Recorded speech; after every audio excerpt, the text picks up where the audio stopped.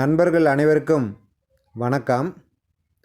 இன்று ஒரு தகவல் என்ன அப்படின்னு பார்த்தீங்கன்னா, ஒரு ஊரில் ஒரு புலியும் ஒரு கழுதையும் ஒரு காட்டில் இருக்காங்க. ரெண்டுக்கும் ஒரு வாக்குவாதம் வருது.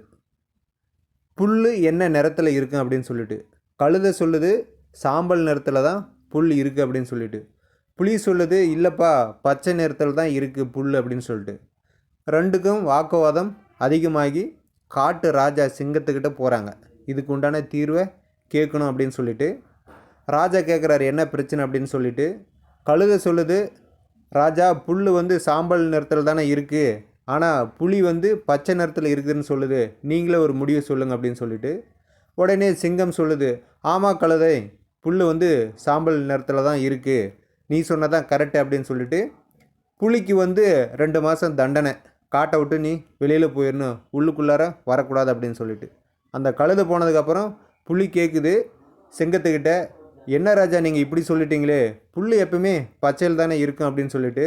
அதுக்கு சிங்கம் சொல்லுது புல் பச்சையாக தான் இருக்குது, அது எனக்கும் தெரியும் எல்லாத்துக்கும் தெரியும், ஆனால் நீ யார் கூட போட்டி போட்டுட்டு வந்திருக்கிற, ஒரு கழுதை கூட, அதுக்கு தான் உனக்கு இந்த தண்டனை அப்படின்னு சொல்லிட்டு. இதை நான் ஏன் சொல்கிறேன்னா, நம்ம ஒரு விஷயத்தை சொல்லும் பொழுது அந்த விஷயத்தை புரிஞ்சிக்கக்கூடிய நபராக இருக்கணும் அவர், அல்லது புரிஞ்சிக்கிறதுக்கு ட்ரை பண்ணக்கூடிய நபராக இருக்கணும். ரெண்டுமே பண்ணாத நபர்கிட்ட நம்ம எதை சொன்னாலையும் நம்மளுடைய நேரம் தான் வேஸ்ட் ஆகும். கடைசியில் அந்த புலிக்கு வந்த மாதிரி நம்ம ஏதாச்சும் ஒரு பிரச்சனையை சந்திச்சுட்டு இருக்க வேண்டியதான் அப்படின்றத இதன் மூலிமா சொல்லிக்கிறேன். ஒரு நல்ல விஷயத்தை ஒரு நல்ல மனிதர்கிட்ட சொல்லுங்கள், கண்டிப்பாக அதுக்குண்டான பலன் கட்டாயம் கிடைக்கும். மைவி த்ரெட்ஸில் இன்றைக்கான தகவல் என்ன அப்படின்னு பார்த்தீங்கன்னா, மைவி த்ரெட்ஸ் ஆல்ரெடி நல்ல நிறுவனம் அப்படின்றது அதில் ஜாயின் பண்ணியிருக்கிற எல்லா மக்களுக்குமே தெரியும், வெளியில் இருக்கிற மக்களுக்கு தெரியாது. அதில் இப்போ ஜூன் மாதம் எல்லாத்துக்குமே பேமெண்ட் போடுற மாதிரி சொல்லியிருக்காங்க இல்லையா. ஸோ அதை பயன்படுத்தி சில வெளியில் இருக்கக்கூடிய நபர்கள் அந்த பேமெண்ட்டை நம்ம எப்படியாச்சும் எடுக்கணும், ஏதாச்சும் குறுக்கு வழியில் ஏதாச்சும் செயல்கள் செய்யலாம் அப்படின்னு சொல்லிட்டு பல நபர்கள் பல செயல்கள் செஞ்சுக்கிட்டு இருக்கிற மாதிரி ஒரு தகவல் கிடச்சிருக்குது. என்ன அப்படின்னு பார்த்தீங்கன்னா, இப்போ அவங்கவுங்க அப்ளிகேஷனில் கான்டாக்டர்ஸில் போனீங்கன்னா ஸ்டோர் டீட்டெயில் தெரியும், அதில் ஃபோன் நம்பரும் தெரியும். அந்த மாதிரி ஏதோ ஒரு நம்பரை எடுத்து ஒரு மர்ம நபர் சென்னையிலிருந்து பேசுவதை சொல்லி ஒரு ஸ்டோர் நபருக்கு கால் பண்ணுறாரு. நான் சென்னையில் சிஎம் உறுப்பினராக இருக்கேன், மைவி த்ரெட்ஸ் கம்பெனி நல்ல கம்பெனி, அதுக்கு நிறைய ஸ்டார் கொடுக்கணும், அப்போ தான் நிறைய பேர்த்துக்கு தெரியும் அப்படின்ற வகையில் நாங்கள் லிங்க் ரெடி பண்ணியிருக்கோம், அந்த லிங்க்கை நாங்கள் உங்களுக்கு அனுப்புகிறோம், அதை ஓப்பன் பண்ணிங்கன்னா அதில் உங்களுடைய யூசர் நேமு மொபைல் நம்பர் கேட்கும், அதை டைப் பண்ணி நீங்கள் எத்தனை ஸ்டார் கொடுக்குறீங்களோ அதை சப்மிட் கொடுங்க அப்படின்ற மாதிரி சொல்லியிருக்காரு.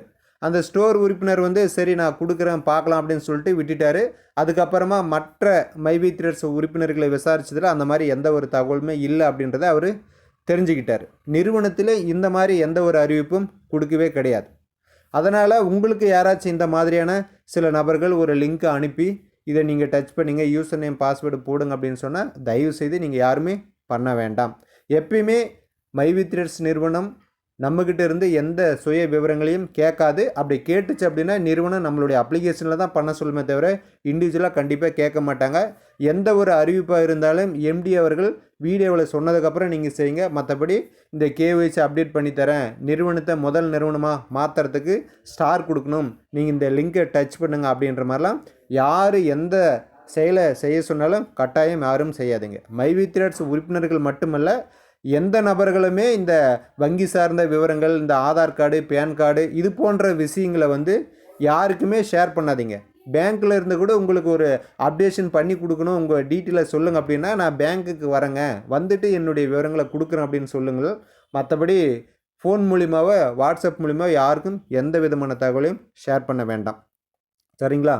அதே மாதிரி மைவி த்ரெட்ஸ்லேருந்து நமக்கு ஒரு அப்டேஷன் வருது அப்படின்னு சொன்னால் அது வெல்கம் மீடியாவில் எம்டி சொன்னதுக்கப்புறம் தான் அது முழுமை பெறும். மற்ற நபர்கள் சொல்கிறாங்க அப்படின்னு சொன்னால் அதெல்லாம் காற்று வாக்கில் வரக்கூடிய செய்திகள், அது உண்மையாகவும் இருக்கலாம் பொய்யாகவும் இருக்கலாம். அதெல்லாம் யாரும் நம்ப வேண்டாம். முழுமையான தகவல் நம்மளுக்கு தெரிஞ்சதுக்கப்புறம் அது சார்ந்த விவரங்கள் என்ன ஏது அப்படின்றத நம்ம கண்டிப்பாக செய்யணும் அப்படின்றதையும் இதன் மூலிமா சொல்லிக்கிறேன். மற்றபடி மைவி த்ரெட்ஸில் எல்லாருக்கும் எந்த பிரச்சனை இல்லாமல் ஓடிக்கிட்டு இருக்குது. அப்பப்போ சின்ன சின்ன இஷ்யூஸ்லாம் வரும். இந்த கேஒய்சி வெரிஃபிகேஷன் பண்ணுறதுனால இப்போ 2 நாளைக்கு முன்னாடி கூட கொஞ்சம் அப்ளிகேஷன் ரன் ஆகுறதுல ப்ராப்ளம் இருந்தது. அது ஜூன் 4 வரைக்கும் அப்படி தான். கொஞ்சம் நேரத்தில் சில நேரங்களில் சில பிரச்சனைகள் வரும், அதெல்லாம் நம்ம கடந்து போகுவோம் அப்படின்றதையும் இதன் மூலிமா சொல்லிக்கிறேன். அதே மாதிரி பார்த்திங்கன்னா நிறைய நபர்கள் இந்த செல்ஃப் டெக்ளரேஷன் பண்ண முடியல அப்படின்ற மாதிரி சொல்லியிருக்கீங்க. அது ஆல்ரெடி செல்ஃப் டிக்ளரேஷன் சப்மிட் பண்ணவங்களுக்கு எம்டியாக தான் இருக்குது. புதுசாக பண்ணுறவங்களுக்கு இப்போ போட்டிங்கன்னா சில நபர்களுக்கு வந்து ஃபோன் நம்பர் மிஸ்மேட்ச்சு, ஓடிபி வராது, அந்த மாதிரி ப்ராப்ளம்லாம் இருந்துக்கிட்டு தான் இருக்குது. அதுக்குண்டான தகவல்கள் வந்து நிறுவனம் சொல்லும். ஏன் அது வந்து எம்டியாக இருக்குது, அதை நம்ம எந்த மாதிரி அப்டேட் பண்ணணும் அப்படின்ற மாதிரியான தகவல்கள் எல்லாத்தையும் சொல்லுவாங்க. சொன்னதுக்கப்புறம் நாம் அப்டேட் பண்ணலாம். அது ஒன்றும் பெரிய விஷயம் கிடையாது. ஒரு 2 நிமிஷம் நம்மளுடைய பேங்க் டீட்டெயில் மட்டும் இருந்தால் போதும், அதை அப்டேட் பண்ணிக்கலாம் அப்படின்றதையும் இதன் மூலிமா சொல்லிக்கிறேன். எல்லாரும் வருகின்ற ஜூன் மாதம் வரைக்கும் கொஞ்சம் பொறுமை காத்திருங்க. இது வரைக்கும் உண்மையான மைவித்திரஸ் உறுப்பினர்கள் அனைவரும் நிறைய சப்போர்ட் கொடுத்துருக்கீங்க. உண்மையில் ஒரு மிகப்பெரிய விஷயம். இன்னும் இருக்கக்கூடிய இன்னும் ஒரு 10-15 நாள் இருக்கு இல்லையா, அது வரைக்கும் கொஞ்சம் பொறுமை காத்து இருப்போம் அப்படின்றதையும் இதன் மூலிமா சொல்லிக்கிறேன். மீண்டும் அடுத்த ஒரு மைவித்திரஸ் அப்டேட்டுடன் உங்களை சந்திக்கிறேன். நன்றி, வணக்கம்.